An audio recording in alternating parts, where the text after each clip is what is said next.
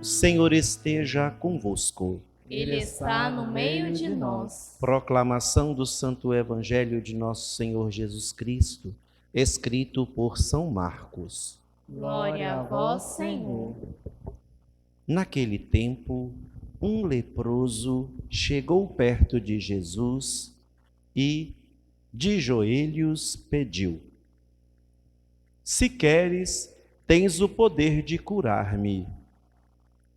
Jesus, cheio de compaixão, estendeu a mão, tocou nele e disse: Eu quero, fica curado.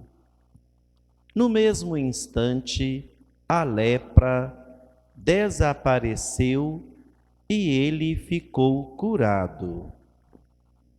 Então Jesus o mandou logo embora, falando com firmeza: Não contes nada disso a ninguém. Vai, mostra-te ao sacerdote e oferece pela tua purificação o que Moisés ordenou como prova para eles. Ele foi e começou a contar e a divulgar muito fato. Por isso, Jesus não podia mais entrar publicamente numa cidade. Ficava fora, em lugares desertos, e de toda parte vinham procurá-lo. Palavra da salvação. Glória a vós, Senhor.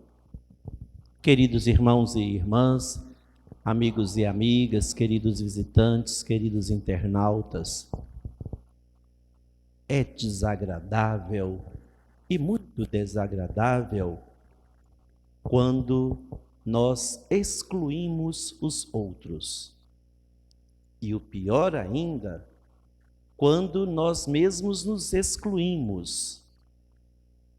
E o pior ainda, quando nós não nos revestimos de sensibilidade para com as necessidades do outro. O que é ser sensível? Ser sensível é ser atencioso, é ser acolhedor, é vencer e lutar contra as barreiras da exclusão e estar pronto, estar preparado para o que der e vier em favor do outro. É claro que nós sabemos muito e temos consciência de que ninguém gosta mais de nós do que nós mesmos. E se temos a certeza disso, é necessário também que nós abramos o nosso coração no gostar também do outro. Quantas vezes você já passou perto de uma pessoa que você não gosta muito e virou a cara? Quantas vezes você ficou triste, ficou chateada, porque uma pessoa passou perto de você e não te cumprimentou? Ou te excluiu? Quantas vezes você, no seu dia a dia, poderia ter feito o bem e se esquivou? Quantas vezes você poderia ser de paz e você foi de guerra, de ódio, de confusão? Não é tão bonito quando a gente pode ser útil? Não é tão bonito quando nós podemos incluir? Não é tão mais gratificante para nós podermos dizer: que bom, eu faço tudo e tenho consciência deste fazer para estar bem com tudo e com todos. Jesus hoje nos dá esta lição de inclusão. Os leprosos, as pessoas que tinham problemas de pele, elas mesmas já se excluíam porque sabiam que em quaisquer lugares onde estivessem ou chegassem, todos sairiam correndo.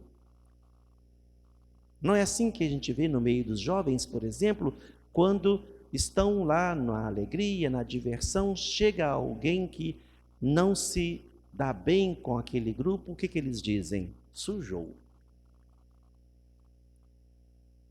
É desagradável. Jesus nos mostra e nos ensina como quebrar estas barreiras da exclusão. Acolhendo, entendendo, sendo útil, sendo sensível, sendo acolhedor, colocando-se primeiramente no lugar do outro.